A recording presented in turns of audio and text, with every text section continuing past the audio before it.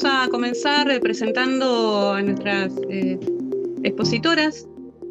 La doctora Flora Perelman es maestra, psicopedagoga, doctora en psicología de la Universidad de Buenos Aires, con especialidad en educación, y especialista en escritura y alfabetización por la Universidad Nacional de La Plata.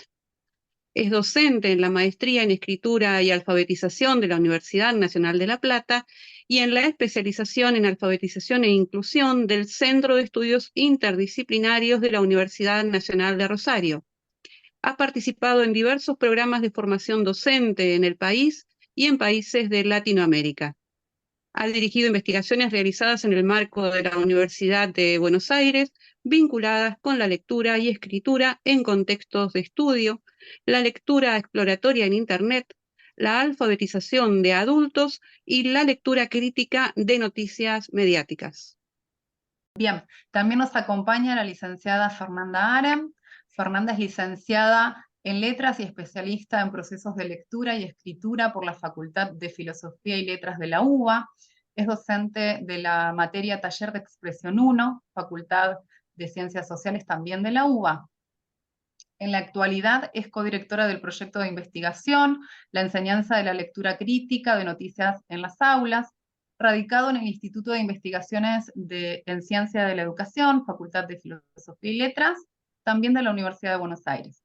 Se desempeña como especialista en prácticas del lenguaje en el segundo ciclo de la escuela primaria, en la gerencia operativa de currículum, Ministerio de Educación del Gobierno de la Ciudad de Buenos Aires, donde participa en la producción de materiales didácticos.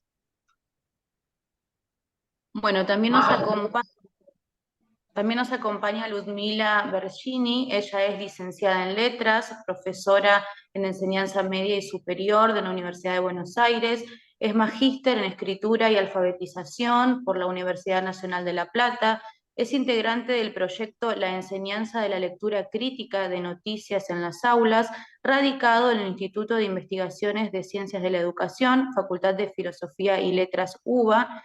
En la actualidad se desempeña como especialista de lengua y literatura en la Unidad de Evaluación Integral de la Calidad y Equidad Educativa y en la Gerencia Operativa de Currículum del Ministerio de Educación del Gran Buenos Aires, donde participa en la producción de materiales de desarrollo curricular. Ellas nos acompañan, van a dar paso a la presentación de su ponencia y vamos a tener 10 minutos finales para realizar una suerte de socialización. En el caso de que surjan preguntas, consultas, pueden ir anotando a medida que ellas van disertando y luego les vamos a dar paso. Pueden levantar la manito o ir escribiendo en el chat también, ¿sí? Así que bienvenidas, espero que disfruten este espacio y las invitamos a que comiencen con su presentación. Bueno, buenas tardes a todos y a todas. Una felicidad estar compartiendo este momento con ustedes, desde lejos, desde cerca, desde nuestro idioma y desde otros idiomas y otros acercamientos. Y la idea es presentar esta investigación didáctica que comenzó hace muchos años, en el año 2010, dirigida a explorar situaciones de enseñanza que promuevan la lectura crítica de noticias en escuelas primarias y secundarias. Voy a compartir una presentación y entre Ludmila, Fernanda y yo vamos a ir desarrollando este proceso investigativo. A ver.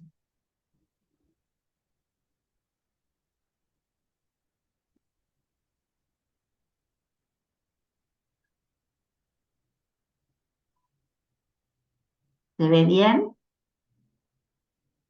Sí. Perfecto.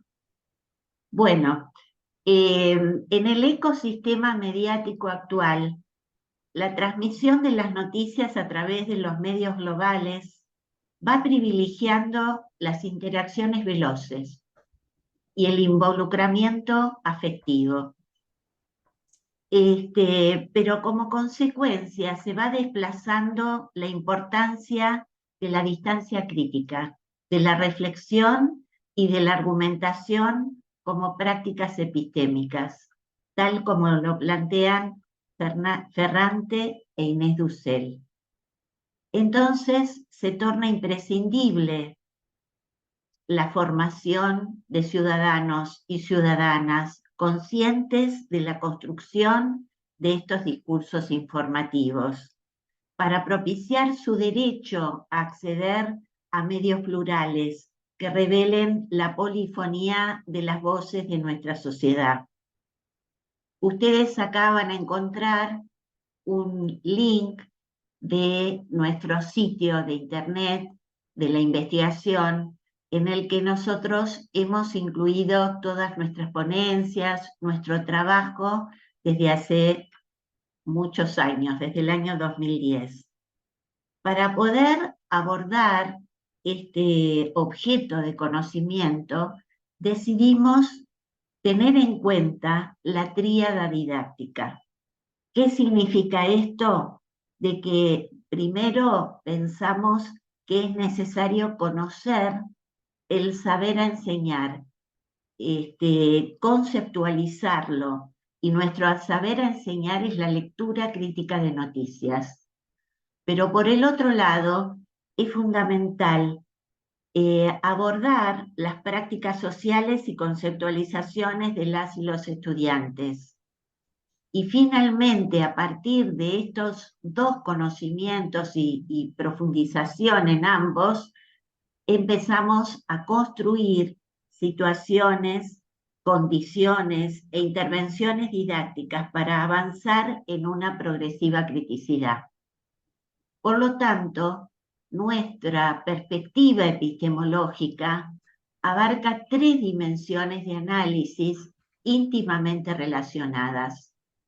La dimensión cultural discursiva, es decir, tomamos en cuenta estudios comunicacionales y la teoría crítica del discurso para caracterizar nuestro objeto de conocimiento, pero también la dimensión cognitiva, enmarcada en un constructivismo situado en su versión crítica, tal como lo plantea Castorina, que posibilita indagar la perspectiva de los sujetos, considerando, la especificidad del desarrollo de los conocimientos de los objetos sociales y las prácticas de lectura y escritura. Y finalmente, la dimensión didáctica, y para ello acudimos a la teoría de la acción didáctica conjunta propuesta por Sensevi y Mercier. Todo esto lo vamos a ir desplegando. Nos vamos a detener ahora en el primer elemento de la tríada y nos podemos preguntar de qué hablamos cuando pensamos en enseñar a leer de forma crítica. Pero antes de respondernos esta pregunta, es necesario analizar brevemente la historia o costumbres didácticas de este conocimiento en juego. En una investigación didáctica es necesario conocer cuáles son las prácticas habituales de enseñanza para pensar otras maneras, otras alternativas. Por eso ahora compartimos una página de un manual que muestra muy bien cómo suele abordarse la noticia en las escuelas, al menos de la Argentina. Por un lado, se toma como un tipo de texto, y el foco está puesto en general en sus características y en la identificación de sus partes. Por ejemplo, cómo se llama cada uno de los paratextos, la volanta, el título, el copete, imágenes, epígrafes, o las preguntas a las que supuestamente responde toda noticia: qué, cómo, dónde, etc. La idea entonces es que se le transmite este conocimiento a los estudiantes y se espera que luego ellos sean capaces de aplicarlo de manera mecánica a otras noticias. Ahora bien, nos preguntamos qué concepciones subyacen en este enfoque acerca de la lectura y acerca de las noticias.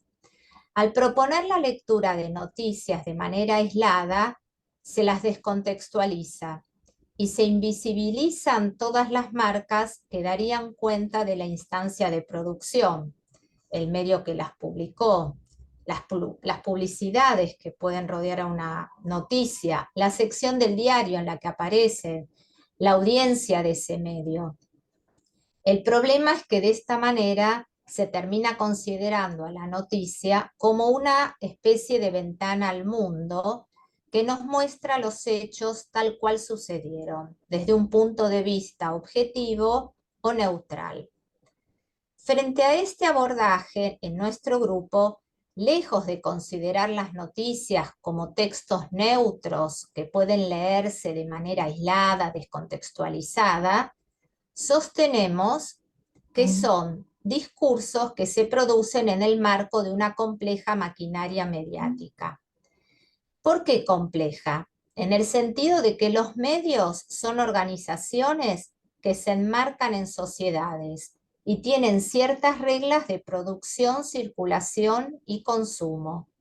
Son medios que no suelen existir de manera aislada, sino que conforman grupos mediáticos con ciertos intereses económicos, políticos, sociales, que no siempre coinciden con los intereses de la audiencia.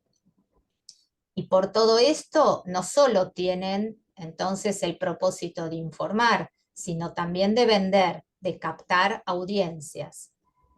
Todo esto hace que los discursos de los medios no puedan ser pensados como textos neutros, más allá de que no podrían serlo porque son construcciones discursivas. Pero es importante señalar que estas construcciones discursivas se hacen desde cierto punto de vista que responden a los intereses de las empresas. En resumen, leer críticamente noticias supone detener la maquinaria mediática para hacer visible, como señala Buckingham, que la noticia es una representación de los acontecimientos, producto de una compleja construcción en la que tienen un papel fundamental las condiciones de producción, las audiencias y el lenguaje. Entonces, si volvemos a nuestra pregunta inicial, ¿de qué hablamos cuando pensamos en enseñar a leer críticamente noticias? Podemos responder que implica una acción didáctica conjunta dirigida a comprender cómo los medios construyen la realidad, qué mirada asumen frente al acontecimiento informado, qué eligen decir y qué no mostrar.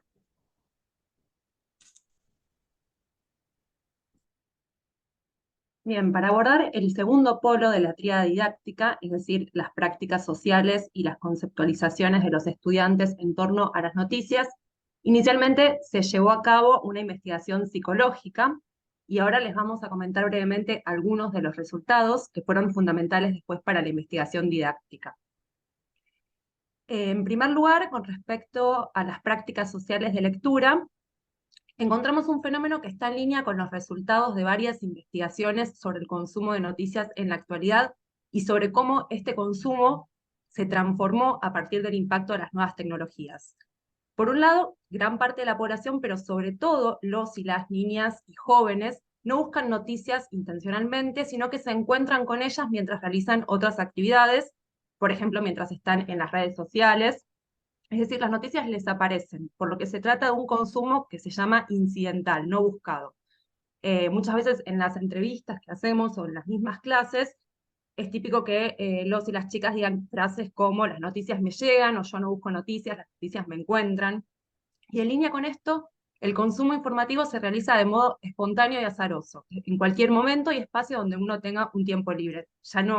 Uno ya no va a sentarse a un bar por ahí a leer el diario los domingos, sino que tiene un tiempo libre mientras baja al colectivo.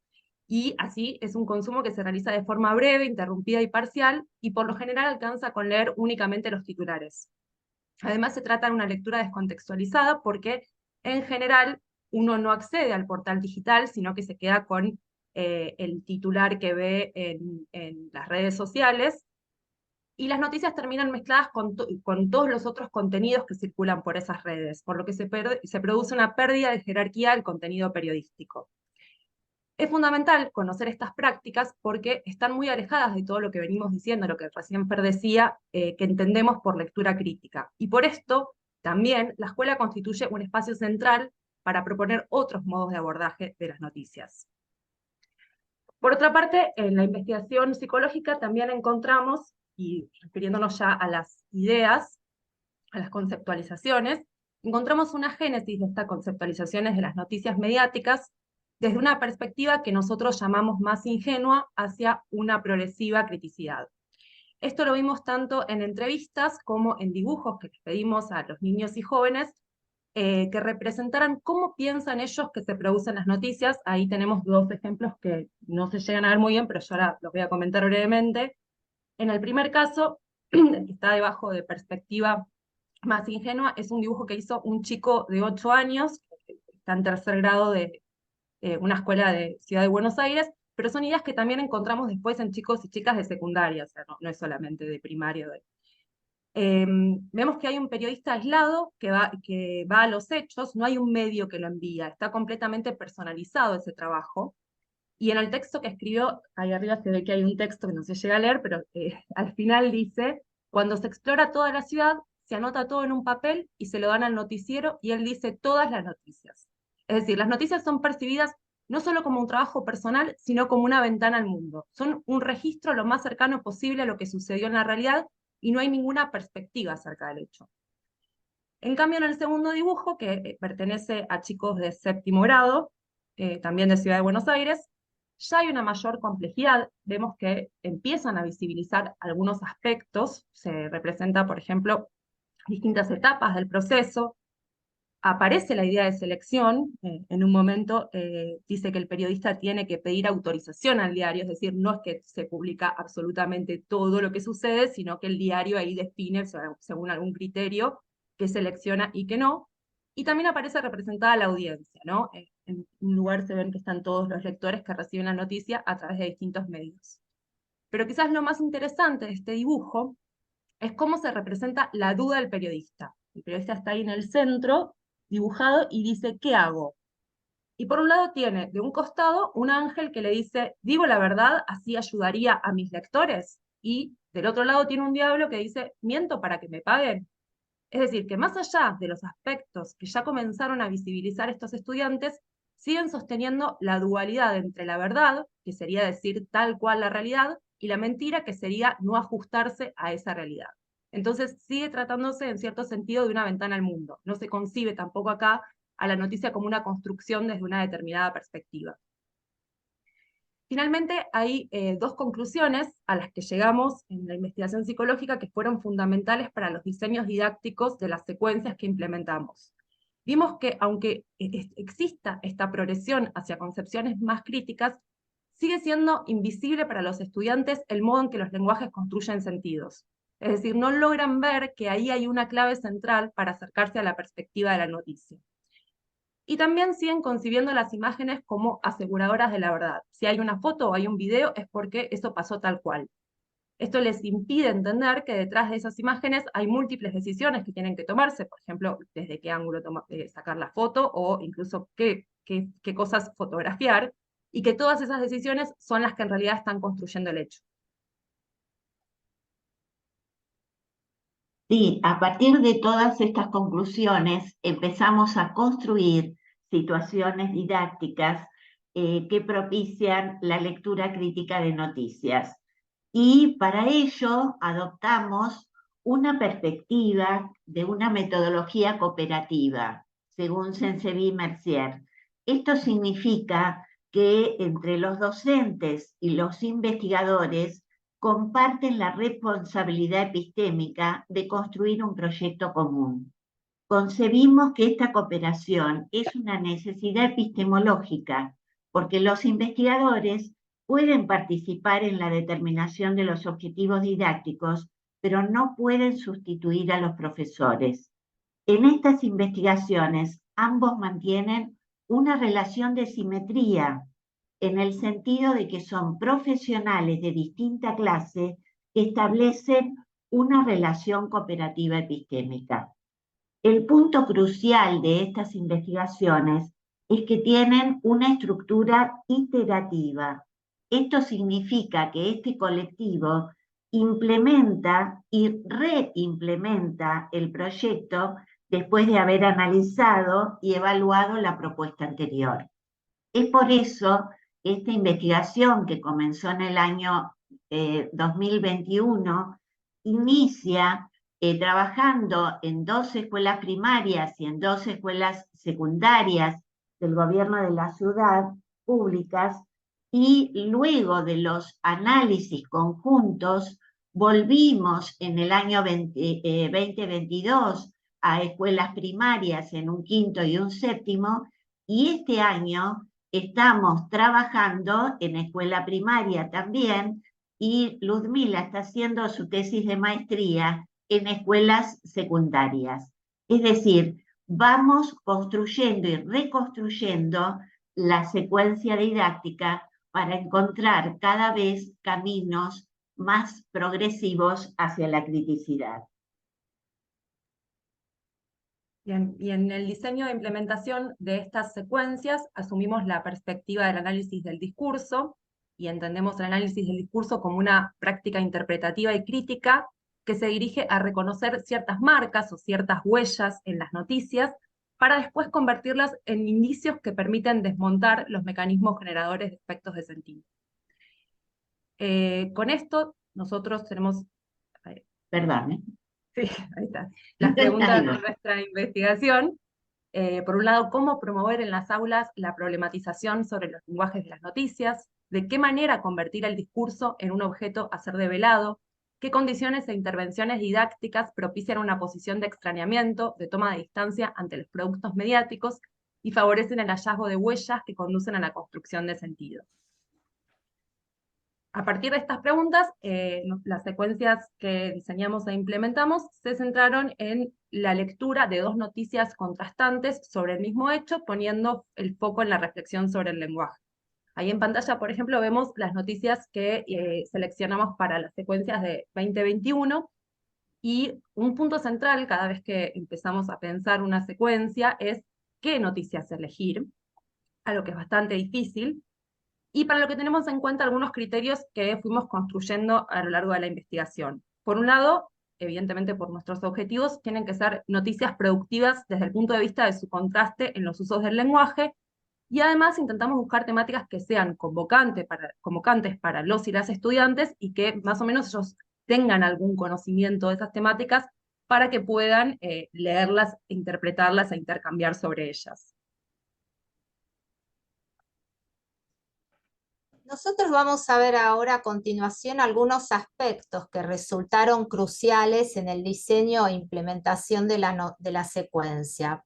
En primer lugar, el hecho de proponer la lectura en el contexto del medio en que fue publicada cada noticia, de manera que puedan visibilizarse los múltiples componentes que intervienen en su producción y el modo en que cada uno contribuye a la construcción del entramado de sentido total. Para esto, como ustedes observan, hubo que prever, que planificar un dispositivo de lectura, un proyector que permitiera detener el tiempo de lectura para poder interrogarse en conjunto por ciertas marcas, huellas, por ejemplo, como vemos acá, las publicidades, los iconos de las redes sociales o las temáticas tratadas en las distintas secciones de cada diario. Esta contextualización permitió que los estudiantes pudieran comenzar a visibilizar los medios como empresas. Convertir en objeto de análisis el contexto de producción de las noticias resulta fundamental para comenzar a pensar a los medios como empresas que no solo tienen el propósito de informar, sino también de captar las audiencias para vender sus productos y hasta incluir en sus páginas otras mercancías para que sus negocios sean rentables. Vamos a ver ahora un intercambio entre docentes y alumnos, donde esto se pone realmente en evidencia, ¿no? Cómo se visibiliza que el medio es una empresa, ¿no? Una alumna dice, para mí estas empresas que ponen sus productos le pagan a Infobae, y el docente dice, ¿necesitará Infobae ganar dinero? Y todos afirman efectivamente que sí, y uno de los alumnos dice, le pagan las empresas para promocionar. para concluir que le pagan a Infobae para promocionar algunas cosas como mercadería. Esto fue realizado en un 6º grado.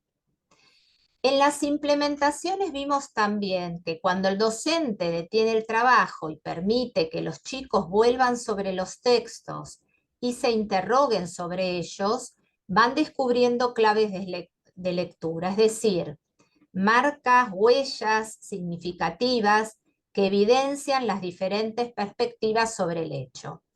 Ahora nos detenemos en un 2º año, en donde la docente usó el pizarrón para anotar los diferentes modos en que se nombra a una árbitra, que es una árbitra que dirige un partido en la Champions League, y la consigna fue, por un lado, buscar en el título y en la bajada cómo se la nombra la árbitra y qué acciones se le atribuyen en cada medio. Por eso vemos que el pizarrón está dividido en 2. A la izquierda, el medio es Infobae, a la derecha es Olé. En esta diapositiva, en esta filmina, se muestra un intercambio a continuación que evidencia la importancia de detenernos en qué significan, qué quieren decir algunas expresiones que a veces podemos dar por sentadas, porque pueden no ser tan claras para los estudiantes, pero algunas veces pueden parecer claras, pero reúnen algunos matices de significado. Veamos, por ejemplo, están analizando esas acciones que se le atribuyen al árbitra y dice, la docente pregunta, ¿es lo mismo se llevó y se metió que se convirtió? ¿Qué piensan? ¿Son parecidos? ¿Qué significa que se metió? ¿No? Que es una expresión muy habitual para todos nosotros. Y una de las alumnas comenta, si se metió es que no es bienvenido. Entonces la docente avanza con la pregunta de por qué y por qué acá dice se metió. Entonces la alumna contesta, bueno, no lee, odian más que una mujer sea árbitra que en Infobae, y la docente persiste, insiste en la pregunta, ¿por qué esa idea? Para llevar a la alumna a la relectura y a la interpretación. Entonces la alumna concluye diciendo, es una página de fútbol, olé, no le dan tanta bola, en cambio en Infobae dan información. Es decir, no alcanza, como venimos observando, con reflexionar sobre los significados y los matices de las expresiones aisladas. La lectura crítica requiere poner en relación esos usos del lenguaje con las instancias de producción y con las audiencias. Es decir, gracias a la focalización en ciertas claves de lectura y a las intervenciones que la docente fue haciendo, se pudo construir las primeras hipótesis sobre la perspectiva de cada medio.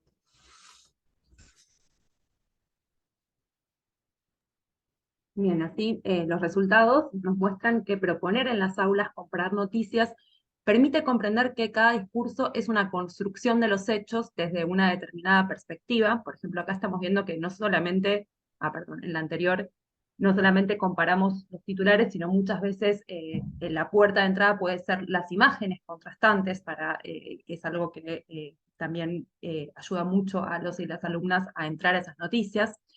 Y resulta así imprescindible disponer de un tiempo didáctico para generar una cadena de situaciones de lectura en la que progresivamente se constituye una comunidad de interpretantes decididos a interrogar la materialidad de las noticias. Vemos entonces, como queda en evidencia en los ejemplos, que las relecturas constantes y la confrontación entre pares propiciadas por las intervenciones docentes permiten construir claves de lectura que dan lugar a hipótesis que se van encadenando. En la filmina vemos de nuevo en el dispositivo de lectura ideado, planificado por la docente, la contrastación del cuerpo de cada noticia. En Infobae, claramente, el foco está puesto en la construcción de la mujer que logra convertirse en árbitra por su esfuerzo personal, mientras que a la derecha, en Olé, en cambio, el foco está puesto en narrar cómo transcurrió el partido. Es así que los alumnos detectan que las palabras, las fotos, las voces y los contenidos seleccionados no son azarosos ni neutrales. Responden al punto de vista de cada empresa mediática que se propone generar cierto efecto en la audiencia. Vemos en esta filmina como un grupo de séptimo de la última puesta en marcha de la secuencia del año pasado, interviene una noticia. Veamos a la derecha, han formulado preguntas que todas apuntan al punto de vista, valga la redundancia, del periodista, ¿no? Dice, ¿por qué el periodista decidió resaltar esas partes? ¿Por qué utiliza esos adjetivos y no otros? ¿Por qué eligió esos verbos? ¿Por qué elige incluir una voz y no otra? Esta consigna fue hecha, esta intervención de una noticia fue hecha en el marco de una consigna en la que se les pedía a los alumnos y a las alumnas comentar a alguien, contarle a alguien que lee una noticia a qué debería prestarle atención.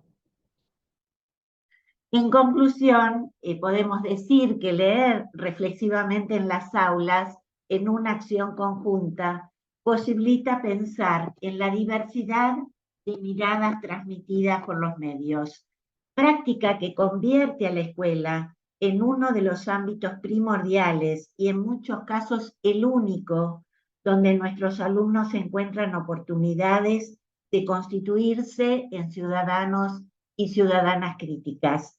Es en las aulas donde se evidencia, tal como lo plantea Pablo Freire, la importancia del acto de leer, que implica siempre percepción crítica, interpretación y reescritura de lo leído. Muchísimas gracias y esperamos sus preguntas. Muchísimas gracias, Luzmila, Flora y Fernanda. Sumamente interesante la propuesta que plantean. Yo iba anotando toda una serie de cosas, pero en principio lo que más me sorprendió es cuánta potencialidad tiene el análisis del discurso, incluso en instancias que uno puede suponer que no, educación primaria, por ejemplo, ¿no? Y hablamos de la formación de ciudadanos críticos, reflexivos, de que puedan estar viendo qué es lo que hay detrás de los mensajes de los medios de comunicación, y a veces perdemos de vista estas herramientas tan interesantes y que a lo mejor no es preciso utilizar el término deíctico, utilizar el término subjetivema para hacer análisis del discurso, que simplemente con esta instancia de diálogo sobre lo que se lee, puede aparecer esa reflexión, esa mirada, y puede aparecer eso que está detrás de la noticia. En particular, una pregunta quiero hacer y después dejo ahí unas preguntas en el chat. Al principio habían hablado ustedes esto del consumo incidental, ¿no? Y la pregunta que me hacía es si en algún momento también se trabaja con eso que tiene que ver con, bueno, a ver, ¿por qué me aparece esta noticia y no otra? Sí, nosotros tenemos una situación anterior a la situación de comparación de noticias que denominamos ronda de noticias.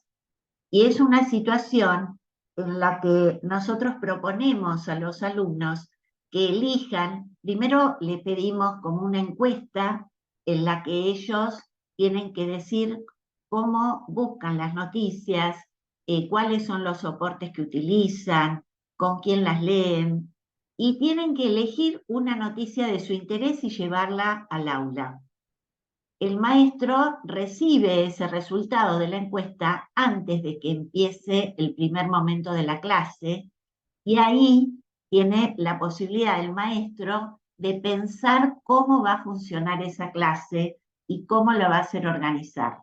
Nosotros escribimos un artículo donde fuimos haciendo un análisis, porque esa clase encontramos tres momentos muy significativos.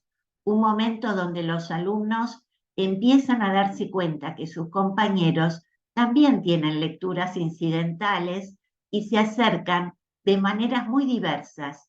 Hay algunos que sí leen el diario del papel con un abuelo que lo recibe todos los domingos, pero hay otros que ni sabían de su existencia.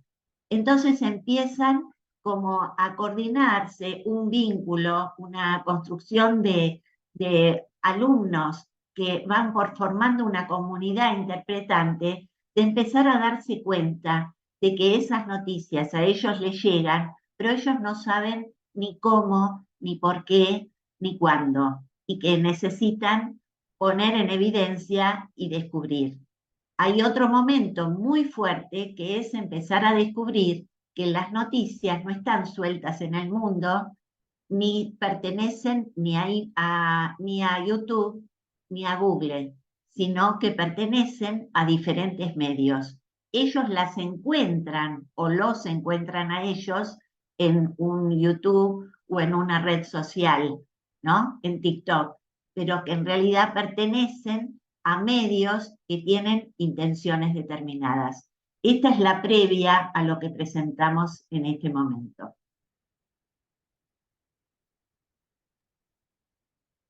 Bien, bueno, relacionado un poco con esto, Raquel preguntaba en el chat, bueno, acerca de cómo es ese proceso de selección de noticias, que creo que un poquito lo respondiste, no sé si quieren agregar algo más por ahí las chicas. Sí, Ludmila comentó un poco algunos criterios que consideramos. Es un proceso trabajoso, no es tan fácil elegir noticias, pero básicamente tratamos de que sean, como dijimos, un tema convocante, pero tampoco tiene que ser, como lo hemos hecho habitualmente, no tiene que ser algo actual. Al contrario, mejor quizás no, porque el propósito no es informarse. Acá el propósito es reflexionar sobre cómo cada medio construye una noticia, ¿no?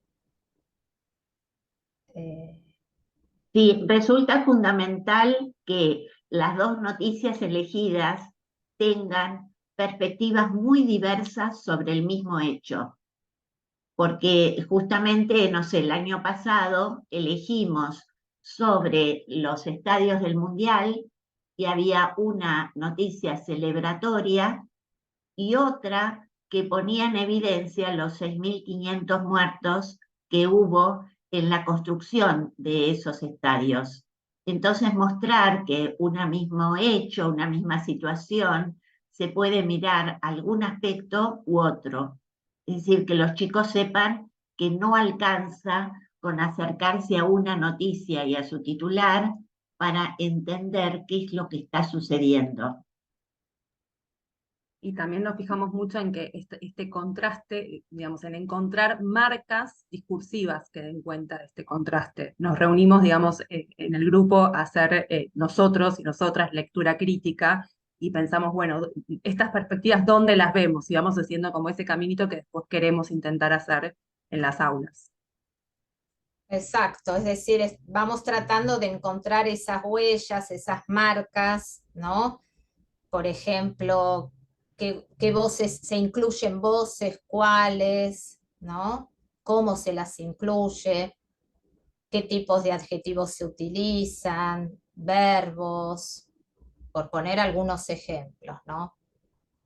Sí, acá hicieron una pregunta sobre las imágenes. Por ejemplo, en la secuencia del año pasado había videos, tanto en la noticia celebratoria, donde había un video donde un niño se asombraba de esos maravillosos estadios, y en otra había un video donde estaban las voces justamente de aquellos inmigrantes que estaban trabajando en el marco de la construcción de esos estadios, ¿no? Entonces, en la lectura de esos videos y el debate de los chicos de por qué se elige uno u otro protagonista y esas miradas y esos colores y esos puntos de vista que se van marcando en las imágenes y en los videos, los chicos son muy sensibles a este tipo de análisis, que les da pie para que cuando vayan al texto discursivo en cuanto a las palabras y a las expresiones, los chicos ya tienen un marco desde donde leer y mirar y buscar esas señales.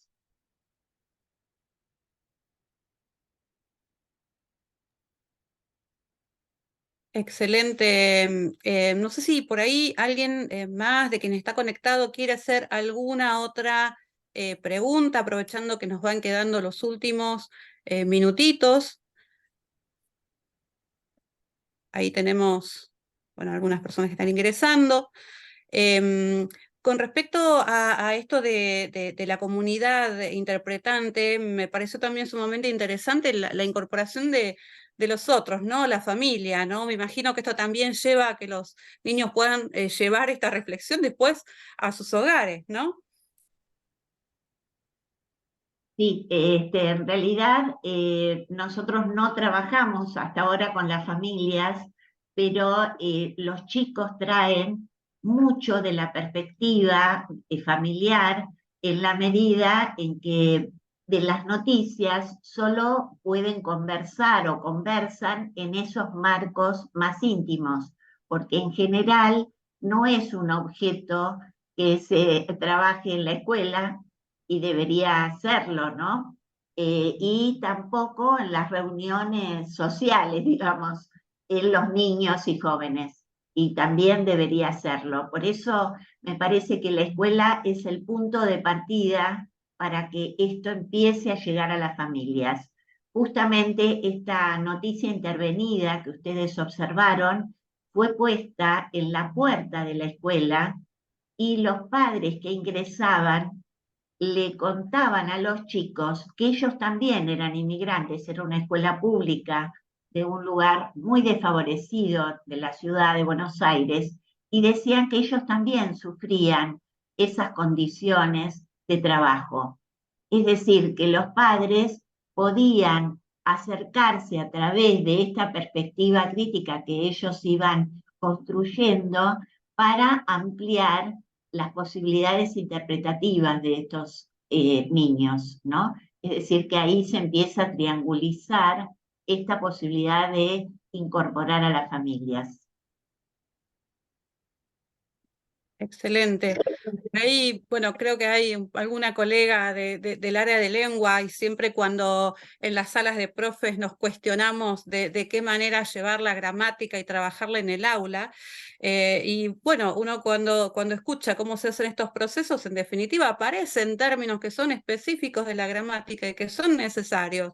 Trabajar con las clases de palabras para en todo caso después poder llevarlas a este análisis crítico, ¿no? Ahí como que se ve ese hilo y esa necesidad, esa presencia de ese conocimiento. Pregunta Lorena Barroso, ¿cómo trabajar el obstáculo epistemológico en la lectura crítica? Bueno, si el obstáculo epistemológico es, por ejemplo, la posibilidad de comprender el lenguaje o los contenidos que aparecen en la lectura de los textos, esto es lo que nosotros hace muchos años pensamos como la necesidad de que la lectura se construya, el sentido de la lectura se construya colectivamente en el aula. Es decir, no es un trabajo individual, es un trabajo social, lo que no significa que siempre se trabaje colectivamente. Muchas veces los chicos tienen en sus manos los textos en forma individual, luego las intercambian con un pequeño grupo y luego hay una puesta en común. Jugamos con diversidad de formas de interacción en el aula, justamente para que este proceso social de construcción de sentido se vaya enriqueciendo con las individualidades, con las miradas de un pequeño grupo y el contraste entre los grupos. Acá no tuvimos tiempo de hablar de la enorme importancia de las intervenciones docentes, que son para nosotros claves para que esto se produzca, este proceso de construcción de sentido. Y quería comentar una cosita respecto a la cuestión discursiva. Nuestra perspectiva, acá está Jimena Dip también, que forma parte de nuestra mirada acerca de cómo enseñar la lengua y las prácticas del lenguaje. Nosotros pensamos que hay un camino del uso a la reflexión y de la reflexión a la sistematización. Y en este caso, los chicos están leyendo noticias que son lenguaje en uso, y ahí empiezan a descubrir categorías. No es que aplican categorías, no es que yo primero tengo que enseñar el adjetivo para que el chico descubra los adjetivos. Empieza a descubrir que hay marcas, que hay palabras que trasuntan una mirada sobre el hecho. Y ahí el maestro o los mismos chicos dicen, bueno, acá tenemos adjetivos que marcan maneras de mirar el mundo. Después verán que se llaman subjetivemas, después entrarán en la teoría, porque no es que decimos que no hay que dar la teoría, pero es del uso a la reflexión, y de la reflexión en diferentes situaciones de uso, que uno empieza a construir teoría conceptual acerca del discurso.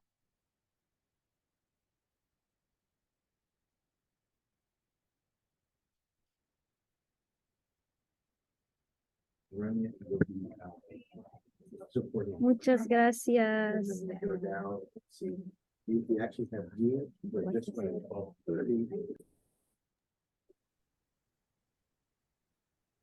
Hola. Hola. ¿Qué tal? Bueno, muchas gracias. No tenemos más preguntas. Ya vamos cerrando con esta ponencia. Gracias a ustedes, ¿sí? Y a todos quienes participaron. Los invitamos a seguir conectadas con las próximas ponencias.